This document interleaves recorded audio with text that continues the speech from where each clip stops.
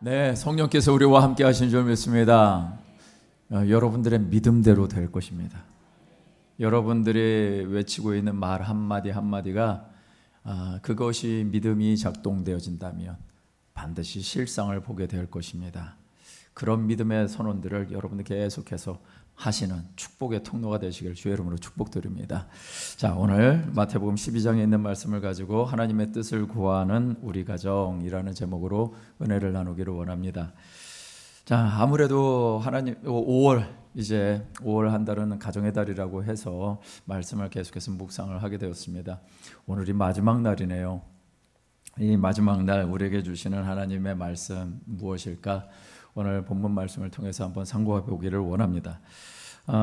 지난주 우리가 말씀 가운데 봅니까? 예수님께서 귀신 들려서 눈 멀고 말 못하는 사람의 그 병을 고쳐 주셨습니다.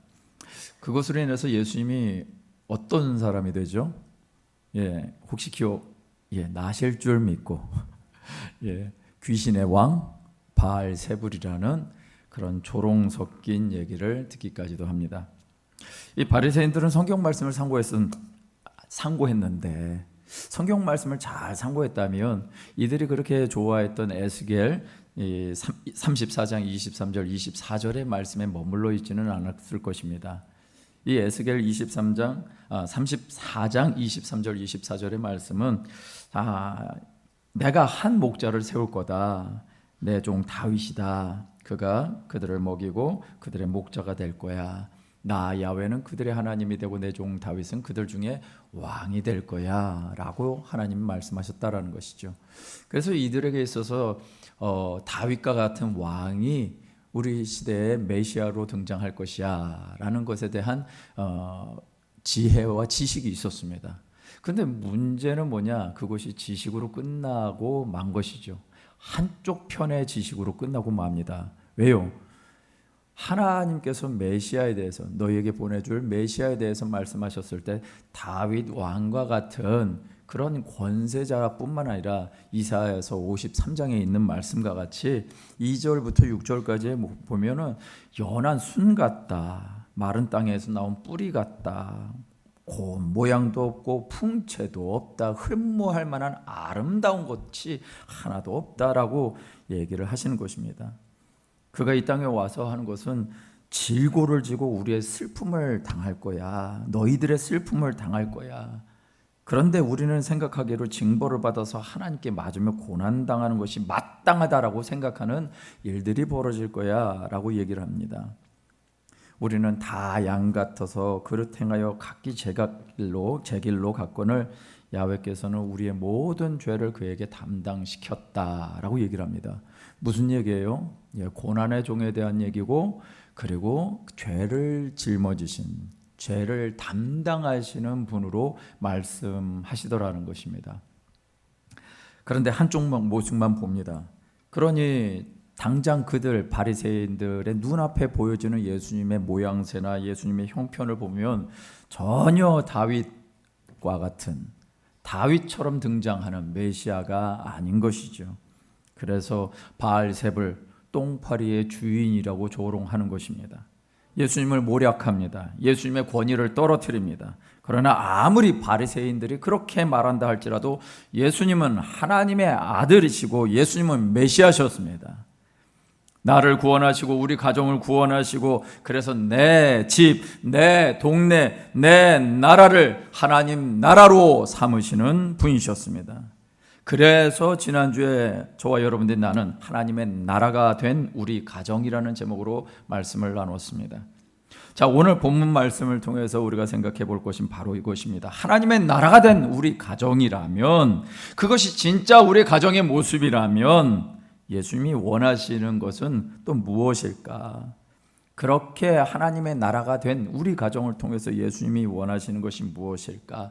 정말 행복한 가정이 무엇일까를 한번 생각해 보시면서 그런 가정 이루어 가시는 저와 여러분 되시기를 주님의 이름으로 축원드립니다. 두 가지 말씀을 드리겠습니다. 첫 번째는요, 내가 원하는 표적보다 예수님을 구하라 라는 것입니다. 한번 같이 읽어볼까요? 시작. 내가 원하는 표적보다 예수님을 구하라. 자, 지난주에 이어서 오늘 말씀에 이어지는 본문의 말씀입니다. 근데 여기에도 보니까 바리새인들이 등장하는데 바리새인뿐만 아니라 더불어서 서기관들까지 등장합니다. 이 바리새인들, 성경을 상고하는 사람들이고요, 서기관들은 이 하나님의 말씀을 아주 경외함으로 또 그 말씀을 적어내는 사람이거나 아니면 그 말씀을 또 가르치는 역할을 했던 사람들입니다. 그러니까 한마디로 말해서 바리새인이나 서기관이나 하나님의 말씀에 정통했던 사람들이죠. 그런 그들이 예수님께 다가옵니다. 그러면서 예수님께 몇 가지 질문을 하는데 오늘 말씀에 보니까 질문의 내용이 마태복음 12장 38절에 이렇게 나오는 것입니다. 선생님이요, 우리에게 표적을 보여주시기를 원하나이다 라고 얘기를 하는 것입니다. 자, 대화가 원만히 진행되어지는 것처럼 보입니다. 그런데 이 바리새인과 더불어 새롭게 등장한 서기관들의 요구가 그다지 순수한 동기가 아닌 예수님을 시험코자 하는 불순한 동기로 말하는 것입니다. 그것을 어떻게 알 수 있을까요? 그것이 저의 상상력이 아니고 그 다음에 이어지는 예수님의 답변을 보면 알 수 있겠죠.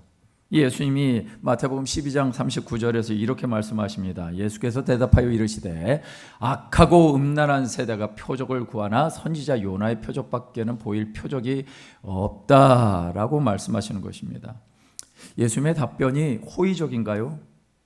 그렇지 않아 보입니다. 자, 서기관과 바리새인들이 원하는 것은 표적이었습니다.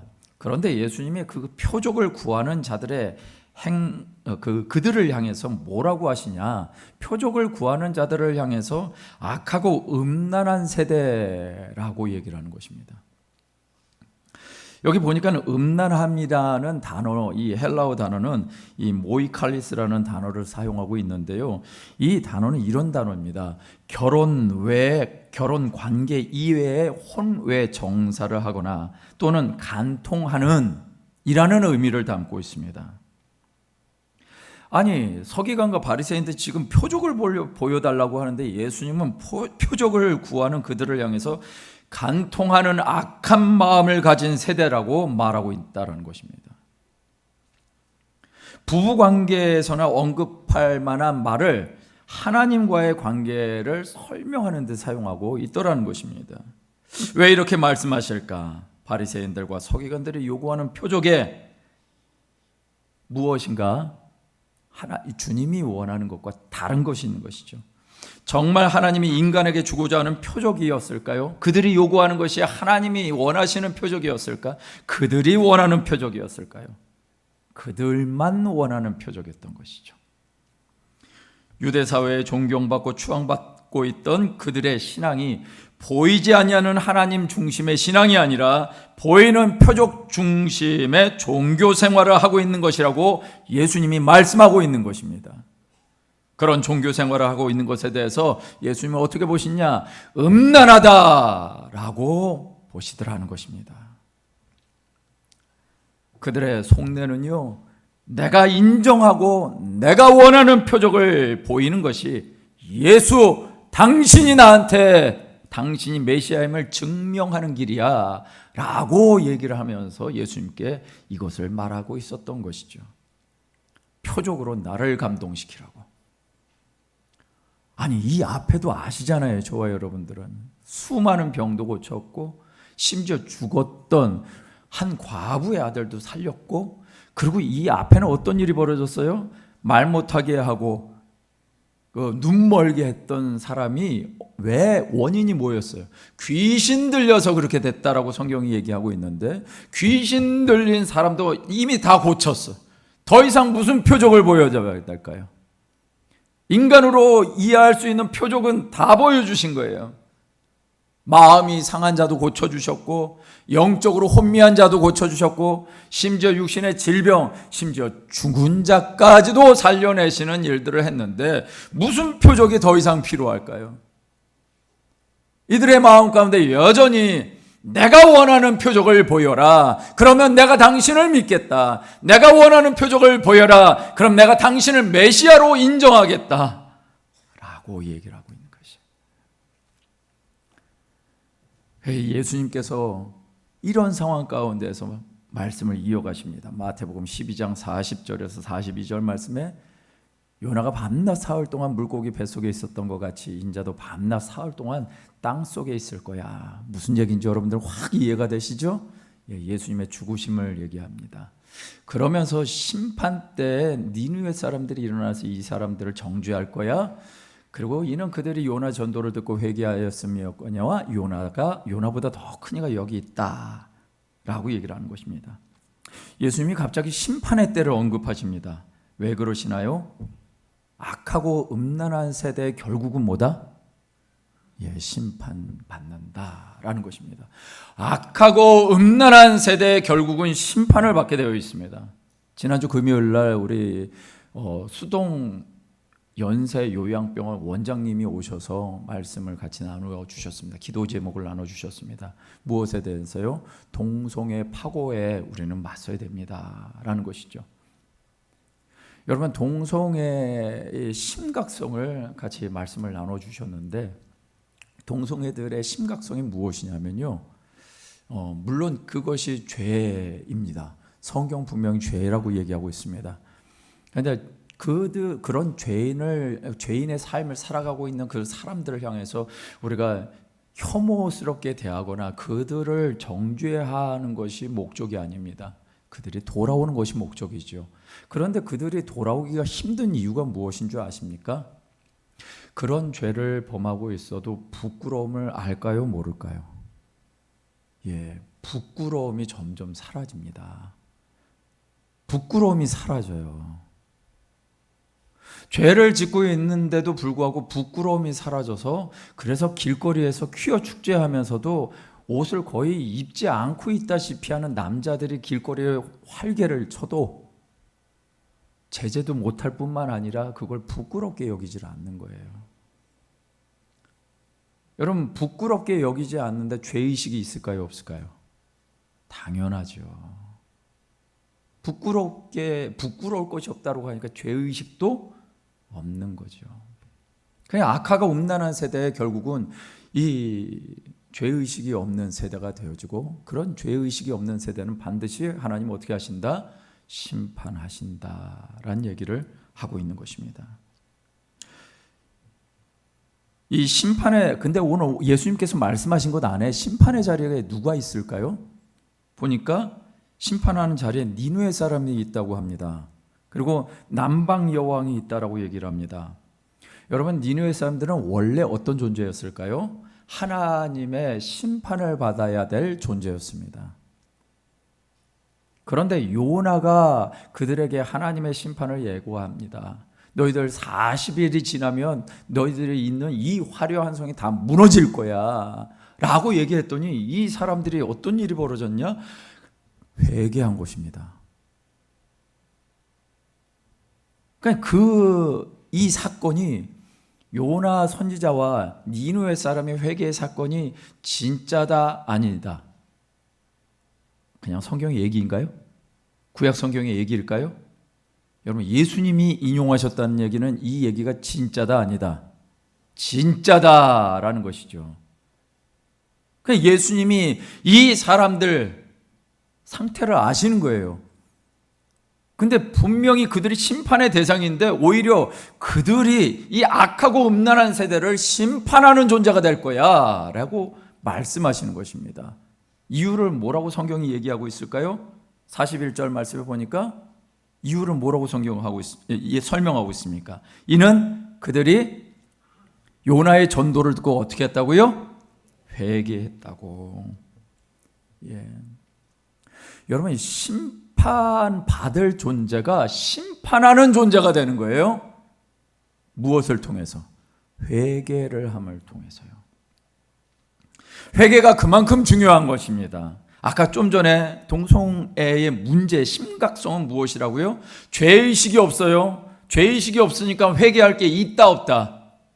회개할 게 없는 겁니다. 그래서 돌아오기가 어려운 거예요.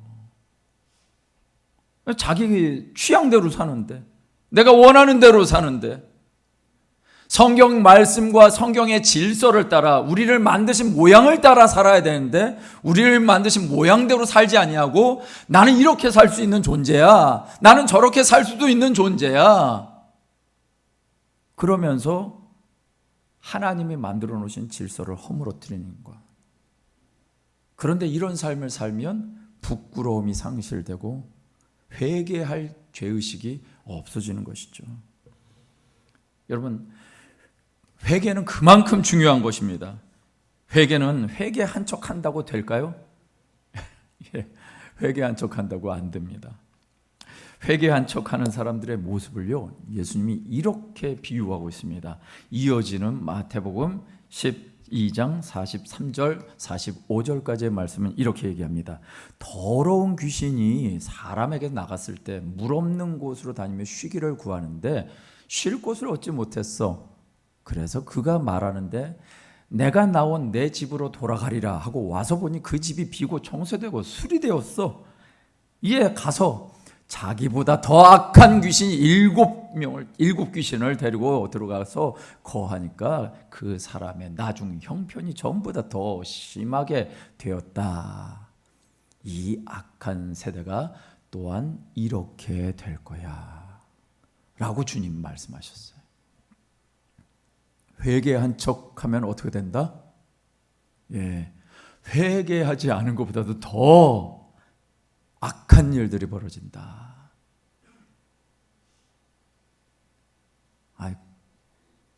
여러분 한 번 곰곰이 생각해 보셔야 돼요. 표면적으로 회개한다 할 수 있을까? 우리가 예수님께서 행하신 표적을 보면 회개할까요? 이 바리새인들이 정말 이 당시에 그렇게 당신 정말 메시아라면 나에게 표적을 보여달라고 얘기했는데 그러면 예수님께서 표적을 그들에게 보여주시면 그들이 정말 예수님을 메시아로 믿을까요? 그들이 정말 회개할까요? 이건 다른 문제예요. 표적을 경험하면 한동안 은혜스럽게 살 수도 있을 것 같습니다. 표적을 경험하면 한동안 영적으로 충만해서 누가 건드려도 인내하며 잘 살 것 같아 보이기도 합니다. 그런데 은혜가 그렇게 오래 가지 않음을 우린 잘 압니다. 은혜의 삶을 지속되지 않는 것에 대한 마음, 이것에 대한 불편한 마음, 불안한 마음이 생겨나기 시작하면 누가 조금만 건드려도 은혜 고모고 내 감정대로 살기 시작합니다. 그래서 진정한 회개는요, 바로 내 모습, 내 옛 자아가 죽어버리는 것입니다. 회개는 그냥 내 잘못, 이것입니다라고 얘기하는 것으로 끝나는 것이 아니라 회개는 내가 그렇게 잘못을 저지르고 있었던 옛 자아가 죽었다라는 것을 고백하고 새로운 삶을 시작하는 것이 회개인 것이죠. 예수 동의 운동을 주장하고 계시는 우리 유기성 목사님의 칼럼 글에 이런 얘기가 써 있더라고요. 어느 한 집사님이 자기의 남편을 자랑했습니다. 자랑한 내용이 무엇이냐면, 목사님, 남편이 정말 죽었어요 라고 얘기하는 거예요. 그래서 그러면서 하는 말이, 이따금 제가 확인해 보는데요, 정말 죽었어요 라고 얘기해요. 그래서 목사님 뭐라 그러냐면, 너무 감사하기는 한데 그렇게 확인해 보지 마세요 라고 얘기했다는 거죠. 교회 안에 누가 나는 죽었다 하면 진짜 죽었나 안 죽었나 확인하려는 못된 심보가 작동합니다. 그러다가 혈기 한번 부리거나 잘못된 것이 드러나면 안 죽었네, 거봐 안 죽었잖아, 아주 통쾌해하더라는 것입니다. 죽었다며? 이게 무슨 말이에요? 이 반응? 죽기를 바라는 거예요? 죽기를 안 바라는 거예요? 죽기를 안 바라는 거죠. 정말 죽기를 바란다라고 그렇게 말을 하고 있지만 안 죽은 삶의 모습을 보면서 통쾌하고 있다면 그것이야말로 아주 악한 마음인 거죠. 그러면 당신은 안 죽었잖아. 도대체 자아가 죽는다는 것이 무엇일까? 자아가 죽는다는 것은 어떤 높은 신앙의 경지에 이르는 것이 아닙니다. 우리가 뭔가 구루나 아니면 불교의 힌두교의 어떤 사도나 불교의 스님이라든가 이런 어떤 분들이 어떤 경지에 오르는 것처럼 우리가 그렇게 살아가는 것이 아닙니다. 예수님께서 말씀하셨어요. 예수님께서 십자가에 죽으실 때 우리도 예수와 함께 죽은 존재가 될 거다라고요. 우리는 예수 그리스도 안에서 속죄함을 받았음을 믿습니다. 그렇기 때문에 이 약속 믿고 살아가는 것이 저와 여러분들의 모습인 것이죠. 이 유기성 목사님이 하도 이제 나 죽고 예수로 살아야 합니다라는 얘기를 이렇게 하니까 어떤 아이가 유기성 목사님 흉내를 냈나 봐요. 나 죽고 예수로 살아야 합니다라고 흉내를 냈습니다. 그 아이가 초등학교 2학년짜리였습니다. 근데 이 2학년짜리 소원이 무엇이었냐면 유기성 목사님을 만나면 꼭 물어봐야지 라고 하는 소원이 있었습니다. 그런데 진짜 이 목사님을 만났습니다. 그러고 나서 이 초등학교 2학년짜리가 뭐라고 질문했냐면요, 목사님을 만나서 너무나 좋아가지고 그리고 이제 질문하는데 질문이 이거였습니다. 자아가 죽는 것이 무엇입니까? 초등학교 2학년짜리가 자아가 죽는 거예요. 내가 너무 애스럽지 않게 얘기했나 봐요. 네. 자아가 죽는 것이 무엇입니까? 라고 물어봤다는 거예요. 여러분들도 그런 질문 해보시길 주의 이름으로 축원드립니다. 아이가 이렇게 질문하니까 초등학교 2학년짜리에게 뭐 어떻게 대답을 해야 될지 난감하시더라는 거예요. 그러다가 하나님 앞에 이제 지혜를 구하고 주님 뭐라고 할까요? 라고 했는데 갑자기 드는 생각을 아이에게 얘기를 했습니다. 아이에게 이렇게 얘기했대요. 그거는 자기가 결정할 수 있는 것을 주님께 질문한 다음 결정하는 것이란다. 할렐루야. 예. 네가 결정할 수 있는 것들을 잠깐 멈추고 주님께 물어보고 주님이 하라는 대로 살기로 결단하는 것. 이것이 자아가 죽는 것이다 라고 얘기하셨다는 거예요. 여러분, 이 말씀 어떻게 보면 이쪽으로 정리가 되지 않을까요? 그렇게 할 수 있는 사람이 어떤 사람일까요? 회개한 사람이죠. 할렐루야. 여러분, 우리가 앞으로 중보기도학교를 합니다. 감수쿨을 합니다. 감수쿨은 금요일 저녁 기도 집회 가운데 하고 또 중보기도학교는 토요일 날 오전 10시부터 진행이 됩니다. 근데 이제 여러분, 학교를 한다라는 의미가 무엇일까요? 뭔가를 배우는 거죠. 뭔가를 배우는 것입니다. 근데 배우려면요, 기존에 내가 알고 있는 것들을 가지고 배우는 건가요? 그 기존에 알고 있는 것들을 내려놓고 배우는 건가요? 그렇죠.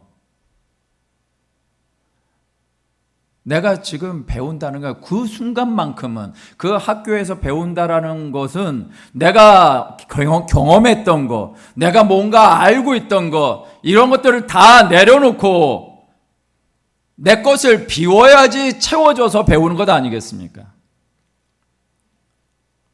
그런데 여전히 내 것 자랑하고 있고 내가 뭔가를 해왔고 이런 것들을 만약에 계속해서 주장하고 있다면 여러분, 그 자리에 계속 내 것으로 인해서 이미 채워져 있는데 새 것이 들어오면 어떻게 될까요?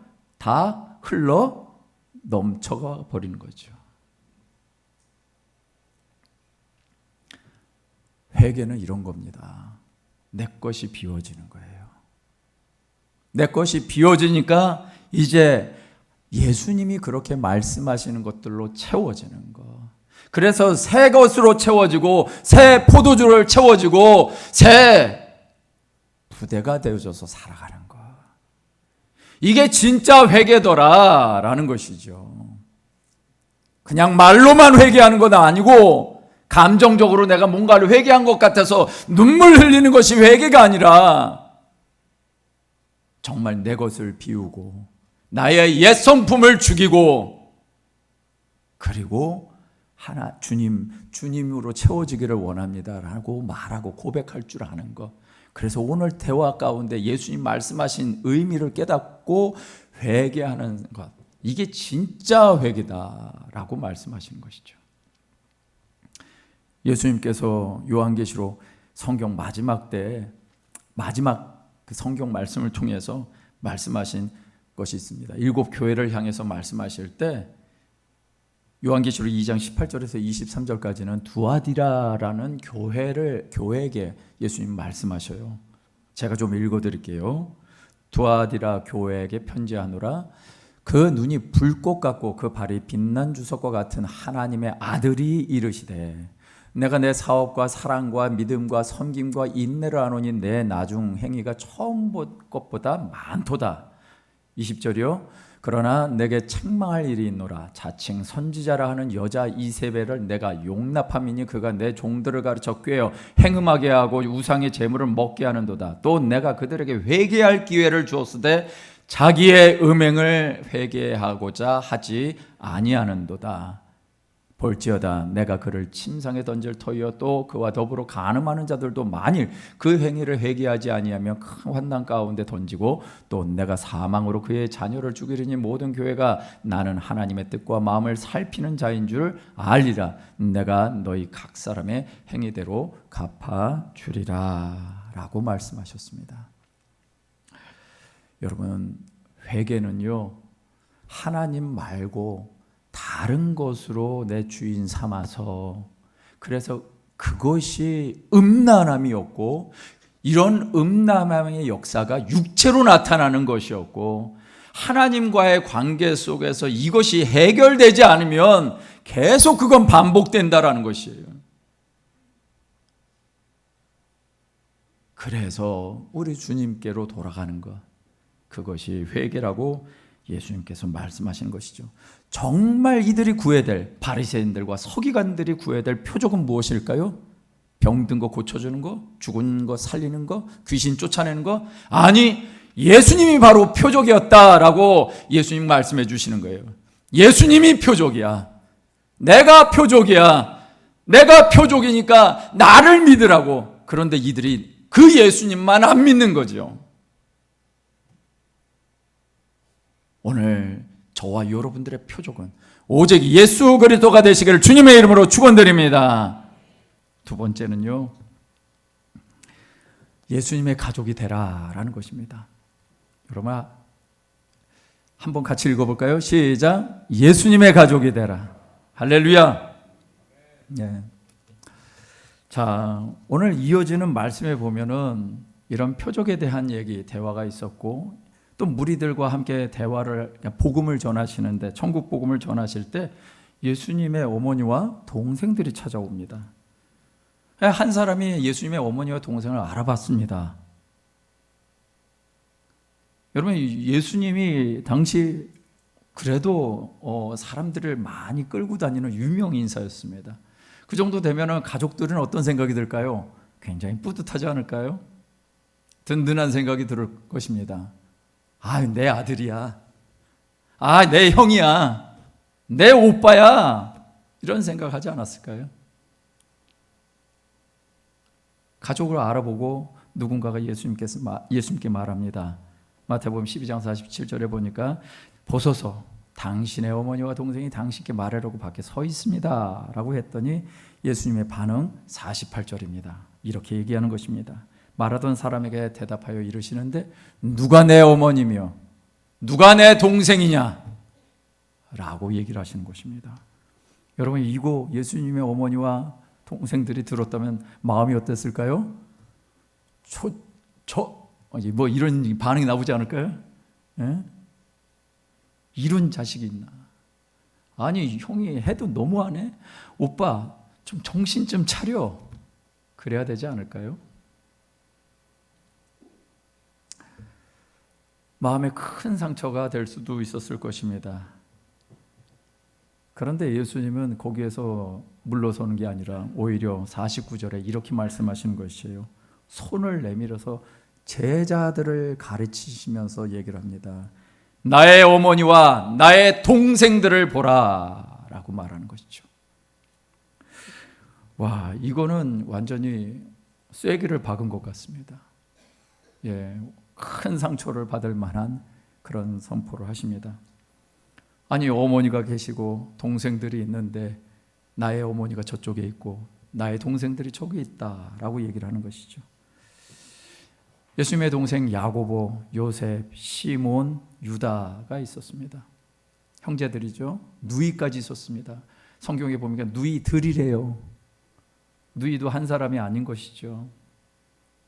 어머니와 이 형제들이 있는데, 형제 자매들이 있는데, 예수님이 이 말씀을 하신 건 가족들을 무시하기 위한 발언이셨을까요? 예수님이 정말 어머니와 형제들을 무시하셨을까요? 성경에 보면은 모세 받은 10계명 안에는 분명히 5계명에 내 부모를 공경하라고 말씀하고 있는데, 내 부모를 공경하라고 얘기하는데 오늘 이 말씀은 하나님의 말씀과 정면으로 대치되는 것 아닌가요? 그런데 정말 여기서 주님이 원하시는 것이 무엇일까? 여러분, 예수님의 관점이 오늘 육신의 시간 속에 살아가는 걸로 모든 것을 생각하실까요? 아닌 거 아시죠? 예수님의 관점이 어디 있습니까? 예수님은 무엇을 구하시기 위해서 이 땅에 오셨죠? 하나님의 나라를 구하시고 또 이 땅에 그 하나님의 나라를 잃어버린 백성들에게 하나님의 나라를 찾아주려고 오신 분 아니십니까? 그러면 하나님의 나라 관점에서 이 형제, 자매, 어머니를 보고 있는 것 아닐까요? 인생의 시간의 관점이 아니라 영혼의 시간의 관점에서 예수님은 보시고 있더라라는 것입니다.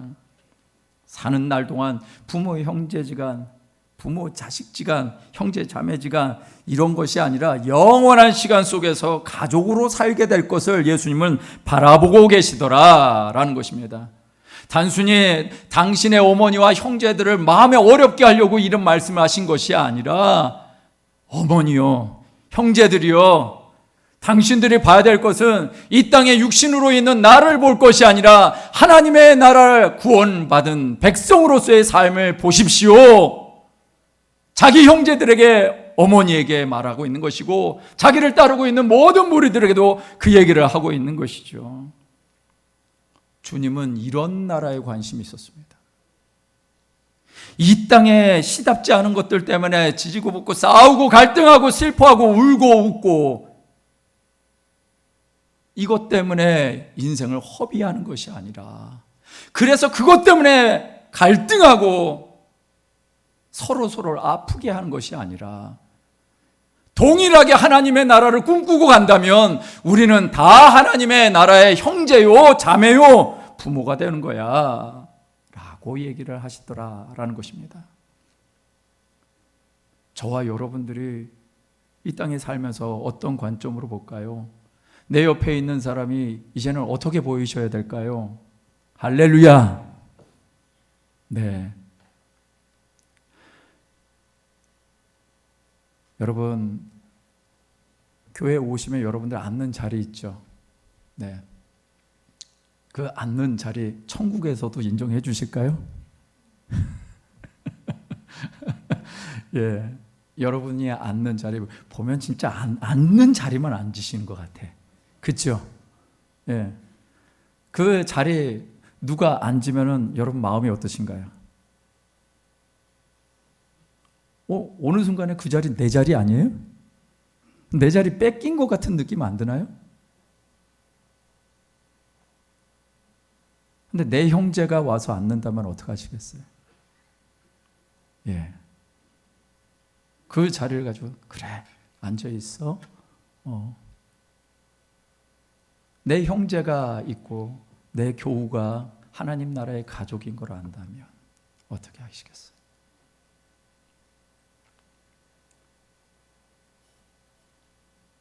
여러분, 다른 게 아니라 하나님 나라의 관점으로 보기 시작하면 내가 소유하고 내가 주장하고 있었던 영역들이 예, 주님의 나라의 것이 됩니다. 여러분, 이것이 하나님이 주시는 마음을 가지고 하셔야 됩니다. 무조건 또 목사님이 그렇게 얘기했다고 율법적으로 딱 정해가지고 그렇게 행동하지 마시고요. 주님이 가르쳐 주십니다.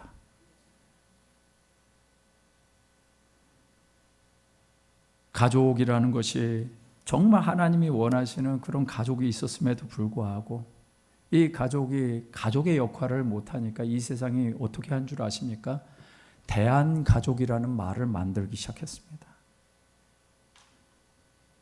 하나님 나라의 가족뿐만 아니라 우리가 실제로 몸담고 있는 가족이 가족의 역할을 못하니까는요, 대한가족이라는 걸 만들었어요. 용어를 만들었어요. 그래서 뭔가 봤더니 상처받은 아이들이 나한테 상처를 주지 않는 부모를 찾아서 가족을 만드는 거예요.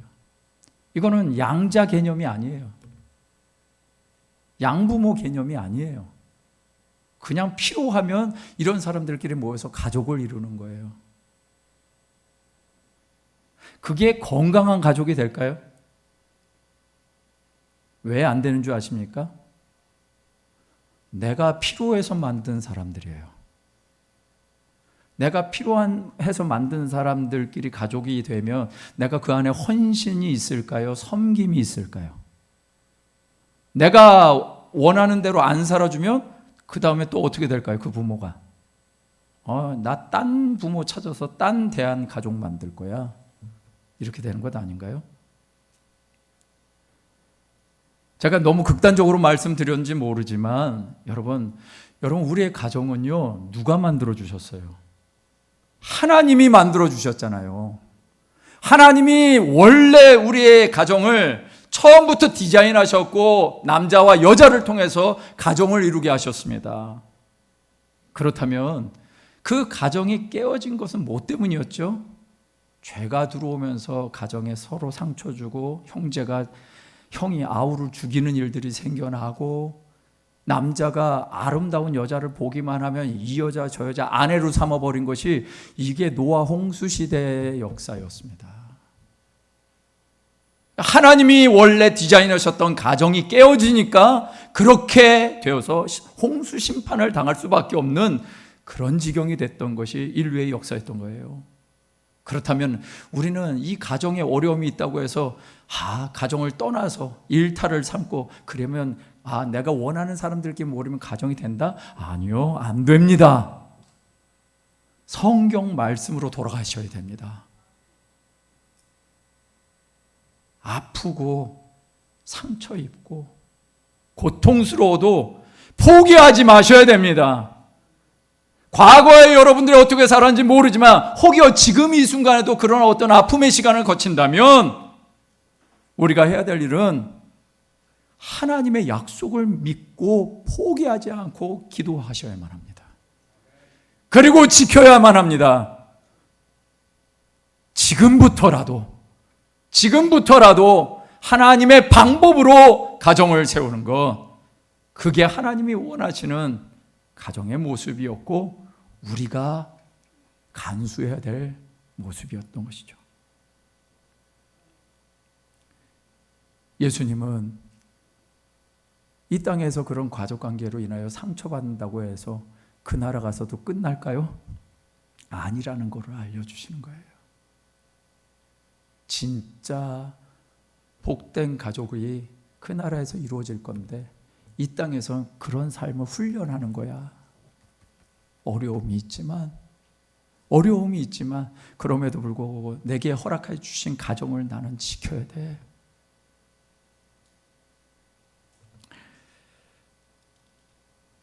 말씀을 마치면서 오늘 말씀에 보면 결론이 이렇게 나옵니다.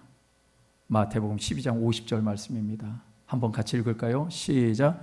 누구든지 하늘에 계신 내 아버지의 뜻대로 하는 자가 내 형제요 자매요 어머니니라 하시더라. 할렐루야.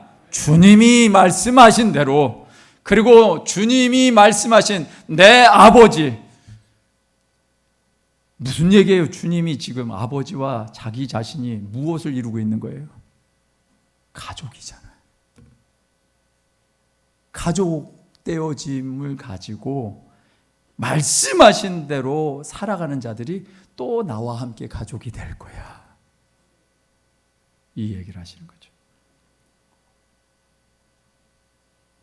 여러분, 우리 가정에 누가 계시면 된다는 거예요? 누가 계시면 된다? 예수님이 계시면 된다. 그래서 예수님을 가족으로 삼으라는 것입니다. 예수님이 내 가족이 되라. 내가 예수님의 가족이 되고 예수님이 내 가족이 되면 하나님의 뜻을 이루는 가정이 되어질 것이고, 그런 가정을 통해서 하나님이 일하실 거야 라는 것입니다. 제가 어떤 청년의 글을 읽었습니다. 그 청년의 삶을 압니다. 많이 힘든 시간을 거쳤습니다. 그런데 최근에 이런 글을 썼더라고요. 그 아버님이 신앙생활을 시작하셨다고, 아침에 일어나서 이렇게 이제 글을 썼습니다. 아빠 일어나. 새벽 또다시 아빠를 깨운다. 잠도 없냐고 타박하신다. 하지만 요즘 이상하게 무서운 꿈도 안 꾸시고 새벽 예배 군소리 없이 나가는 걸 보니 다행이다. 문득 어렸을 때가 생각이 난다. 그때 아버지는 믿음도 없었고 너무나 어둠의 세력에 묶여 있어 교회 음악이나 성탄절날 예수님에 대한 드라마나 TV만 나와도 채널을 돌리셨던 분이신데 이제는 새벽 예배에 나가신다.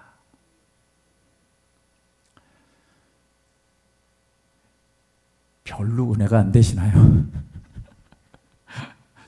저는 너무 은혜가 되는데, 뭐 새벽 예배 나가는 게 뭐 그렇게 대단한 것이라고 생각이 드신다면, 이 청년이 그동안 몇십 년간 눈물 흘렸던 것들을 생각할 수 있다면 이렇게 말을 못할 겁니다. 이 가족됨이 무엇인지 평생 포기하고 싶은 순간들이 얼마나 있었을까요? 가족을 내팽개치고 싶은 순간들이 얼마나 있었을까요? 그런데 예수님이 주인이시니까 내 뜻대로 안 하고 주님 뜻 구하며 기도하다가 이제 아버지를 구원하고 새벽 제단을 쌓는 믿음의 가족이 되게 하셨습니다. 야고보서 1장 22절 말씀에 너희는 말씀을 행하는 자가 되고 듣기만 하여 자신을 속이는 자가 되지 말라. 자, 마태복음 12장 50절 말씀 다시 한번 읽겠습니다. 시작. 누구든지 하늘에 계신 내 아버지의 뜻대로 하는 자가 내 형제요 자매요 어머니니라 하시더라. 할렐루야. 하나님의 가족, 예수님의 방법으로 하나님의 가족 되시는 저와 여러분 되시기를 주님의 이름으로 축원드립니다. 진정한 회개는 예수님을 모시게 되어 있고 예수님이 표적이 되어져서 하나님의 자녀가 되어지는 증표가 되어지고, 그러면 우리는 하나님의 가족이 되는 것이죠. 오늘 이 말씀대로 여러분들을 사셔서 주님과 더불어 내 옛 모습은 죽고 주님과 더불어 살아가시는 저와 여러분 되시기를 주님의 이름으로 축원드립니다.